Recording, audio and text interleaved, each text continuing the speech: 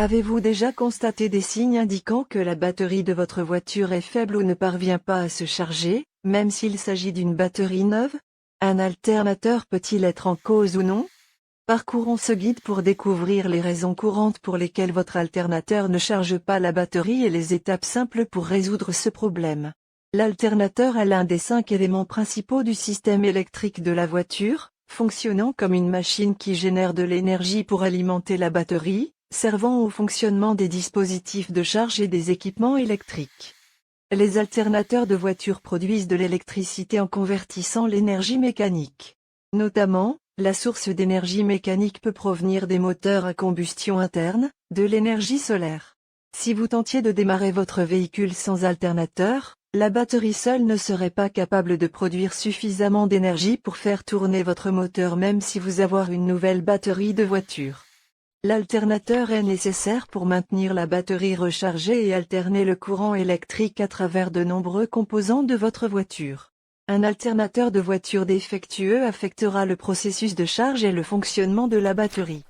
Dans le même temps, l'équipement électrique de la voiture fonctionne également anormalement et ne peut pas fonctionner à sa capacité maximale.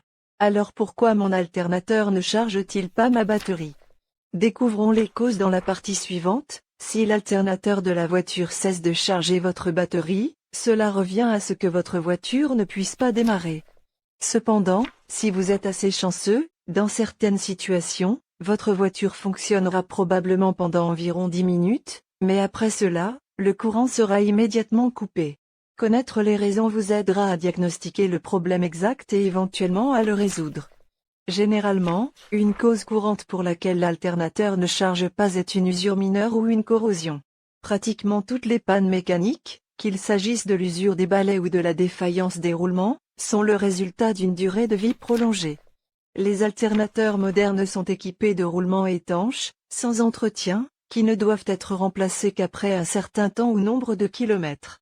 Il en va de même pour la partie électrique, souvent, l'ensemble de l'appareil doit être remplacé. Outre ces causes, d'autres raisons peuvent être envisagées et vérifiées. Certains modèles ont des alternateurs qui dépendent d'un fusible particulier pour fonctionner.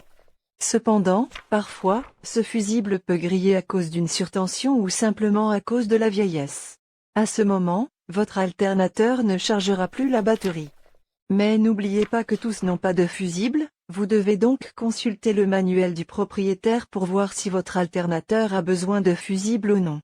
Après cela, nous donnerons le diagnostic exact. Un autre problème courant pourrait être que l'alternateur ne fonctionne pas ou soit mal connecté. Pour tester cela, vous pouvez appliquer un multimètre en mode tension.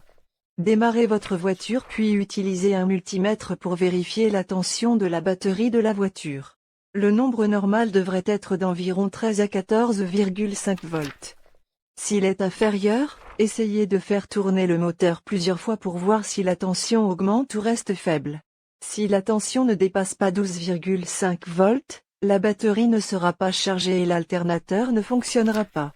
Un bon alternateur conçu correctement pour votre moteur fournira la tension de charge comme décrit même au ralenti, même si elle peut descendre en dessous de 13 V. Les balais de charbon ne constituent qu'une petite partie de l'alternateur mais jouent un rôle important. Parce que c'est un matériau conducteur et qu'il est responsable de la transmission de l'électricité, reliant l'électricité de la partie statique, stator, à la partie rotative, roto. Lorsque le balai de l'alternateur est endommagé, la connexion électromagnétique entre les deux pièces ci-dessus sera interrompue. Les balais de charbon rencontrent souvent des problèmes tels que l'oxydation en raison d'une utilisation à long terme. Les balais de charbon sont usés et les ressorts des balais sont cassés. La bobine du stator est constituée d'un noyau et d'une bobine placée dans le cadre avant. Il est chargé de générer un courant alternatif triphasé grâce à la variation du flux magnétique du rotor en rotation. Lorsque cette partie est cassée ou touche le sol, l'électricité ne sera pas produite et la production d'électricité ne sera pas en mesure de fournir de l'énergie à de nombreux systèmes. Le rotor est un aimant à l'intérieur de la bobine du stator. Il est chargé de créer un champ magnétique variable à l'intérieur de la bobine du stator. Le champ magnétique crée une interaction avec l'enroulement du stator et génère de l'électricité. Lorsque la bobine du rotor est endommagée, le champ magnétique n'est pas créé et aucun courant n'est généré, ce qui affecte d'autres fonctions de la voiture. Comme son nom l'indique, le régulateur est chargé de réguler la tension du courant émis par le système générateur pour qu'elle soit toujours stable. Si cette pièce est endommagée, le courant électrique sera faible et fort, provoquant le scintillement d'autres parties du véhicule telles que le système d'éclairage et le démarreur de la voiture. Si vous détectez l'un des symptômes ci-dessous, vous devez faire vérifier votre alternateur. Si vous tournez la clé pour démarrer mais que le moteur démarre faiblement et que le démarrage prend beaucoup de temps, cela peut être dû à un alternateur défectueux, ce qui empêche la charge de la batterie et la tension n'est pas suffisante pour démarrer le moteur. Amenez rapidement votre voiture chez un mécanicien de confiance pour la faire vérifier est la méthode sûre. Dans ce cas, vous devez également éteindre certains équipements électriques comme la climatisation, la radio ou les phares pour économiser de l'énergie. Normalement, lors du démarrage du moteur, le voyant de la batterie s'éteint pour informer le système du fonctionnement normal. Mais lorsque la voiture roule et que le voyant batterie est toujours allumé, cela peut être dû à une batterie faible, endommagée ou à un problème avec le système de charge de la batterie. Le voyant est allumé pour signaler ce dysfonctionnement. Parce que l'alternateur alimente les accessoires du véhicule, le système d'éclairage, etc. Lorsque cette pièce a un problème, le système de phare sera faible, peu lumineux et scintillera. Par conséquent, si les lumières de la voiture sont plus faibles que d'habitude et scintillent, c'est un signe que vous avez un alternateur défectueux. Cette odeur peut être due à l'échauffement du fil car la polymobile n'est pas alignée ou ne tourne pas librement. À partir de là, une force de friction importante est créée sur la courroie et cette partie de la courroie s'échauffe, créant une odeur désagréable de caoutchouc brûlé. Et puis, l'alternateur de la voiture peut être cassé. L'alternateur est un élément important qui permet de charger la batterie et d'alimenter tous les appareils électriques de la voiture.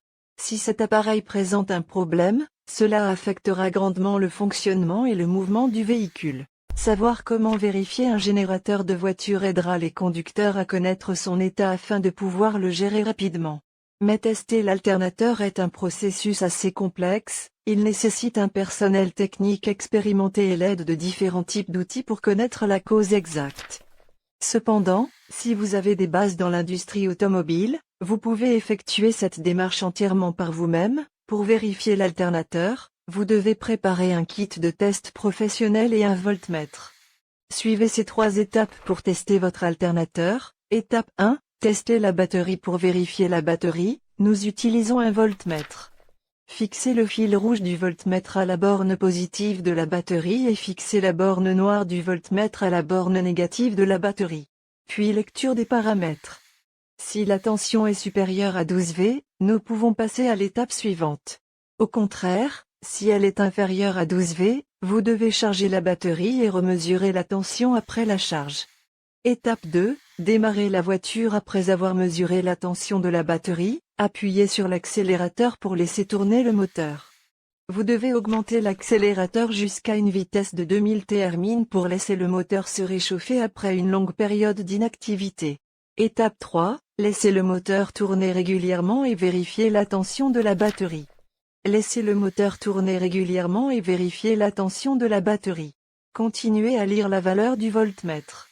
Si la tension de la batterie de la voiture est comprise entre 13 et 14,5 V, l'alternateur fonctionne normalement.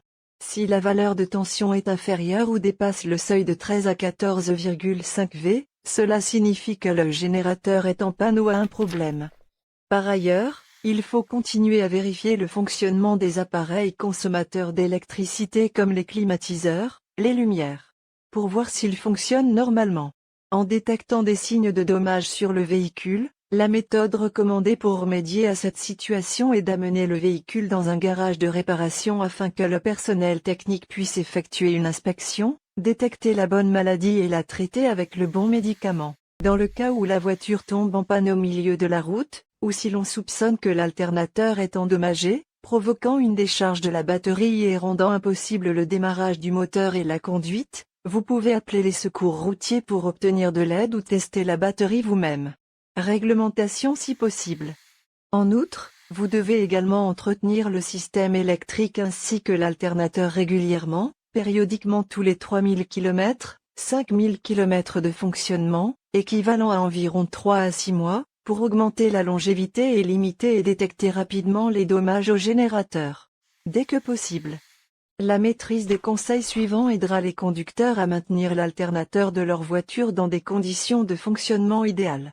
Spécifiquement. Entretien régulier. Lors de l'entretien régulier, toutes les pièces du véhicule seront vérifiées. Si l'alternateur a un problème, il sera rapidement entretenu réparé pour éviter des dommages graves. Limiter l'utilisation de plusieurs systèmes électriques en même temps. L'utilisation de plusieurs charges électriques en même temps entraînera un fonctionnement moins stable de l'alternateur. Par conséquent, cela doit être limité pour maintenir le fonctionnement et la durabilité de l'alternateur de la voiture. Remplacer la courroie au bon moment. L'une des clés pour prolonger la durée de vie de l'alternateur est la vérification de la courroie. Comme elle est fabriquée en caoutchouc, la courroie s'effiloche et se fissure avec le temps, généralement entre 40 000 et 70 000 milles, bien qu'il n'y ait pas de calendrier précis. C'est pourquoi il est important de vérifier la courroie lors de l'entretien de routine. Remplacez-le après avoir remarqué les premiers signes de vieillissement car cela peut endommager votre moteur. Nouvel alternateur qui ne charge pas la batterie. En savoir plus sur le processus de réparation ainsi, dans cette rubrique, nous vous avons fourni des informations relatives à l'alternateur qui ne charge pas la batterie. Comment résoudre ce problème? Dans le même temps, vous devez appliquer des conseils pour conserver cette pièce dans les meilleures conditions. Nous espérons donc que toutes ces informations vous seront utiles d'une manière ou d'une autre si vous rencontrez le même problème avec l'alternateur de la voiture.